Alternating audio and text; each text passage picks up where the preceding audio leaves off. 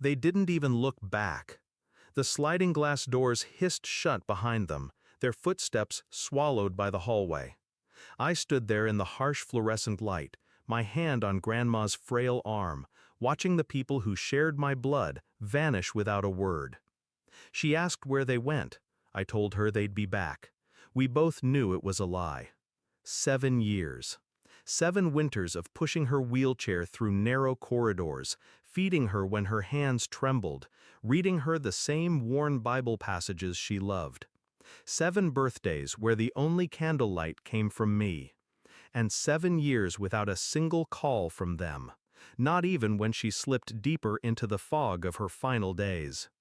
The day she died, the hospital room felt too quiet. No beeping, no soft rasp of her breathing. Just the hum of the air conditioner and the sound of my own heartbeat.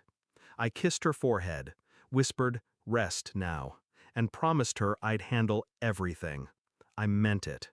They appeared at the funeral like vultures, all black suits and crocodile tears. My uncle pretending to wipe his eyes. My aunt clutching a designer handbag I knew she'd bought on credit. And my 2 cousins, the ones who never visited, glancing around like they were already appraising the property value of her house. When the service ended, they didn't bother with condolences. They just asked, "When's the will reading?" Their voices were too eager. I told them, tomorrow. I'd spent years preparing for tomorrow. It started the night Grandma told me about the house, the one my uncle had always assumed would be his. She was sharp then, sharper than they ever gave her credit for. She asked me to promise I'd protect what was hers.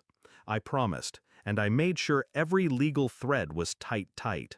Power of attorney, transfer of title, trust funds locked with conditions only I could fulfill. Every move was clean, documented, irreversible. I never told them a word.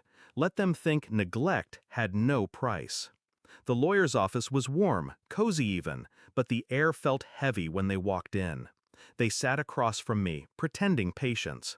I kept my face calm, my hands folded in my lap. Mr. Harrington, our family lawyer for 2 decades, adjusted his glasses and opened the folder. Per the instructions of the late Mrs. Margaret Lewis, he paused. I saw my uncle lean forward. The entirety of her estate, including all properties, bank accounts, and personal assets, is to be transferred to her sole caregiver, her granddaughter, Emily. Silence. Then, "What?" from my aunt, sharp as a blade. Harrington continued, unbothered.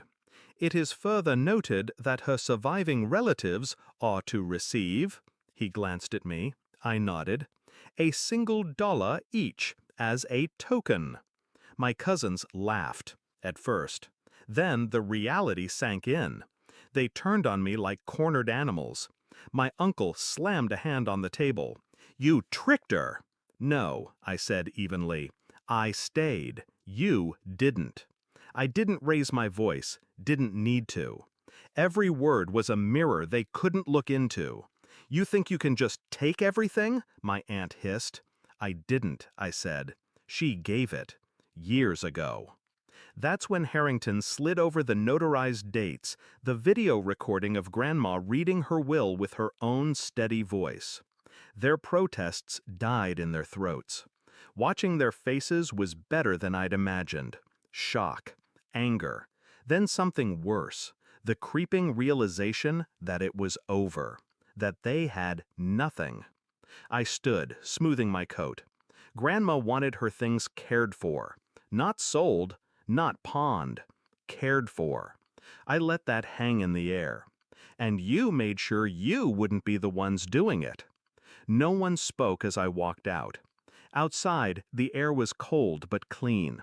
I thought of Grandma, the way she'd smile when I made her tea, the way she'd squeeze my hand even when she couldn't form words anymore.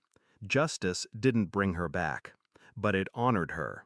And as for them, well, they'll remember the will reading for the rest of their lives.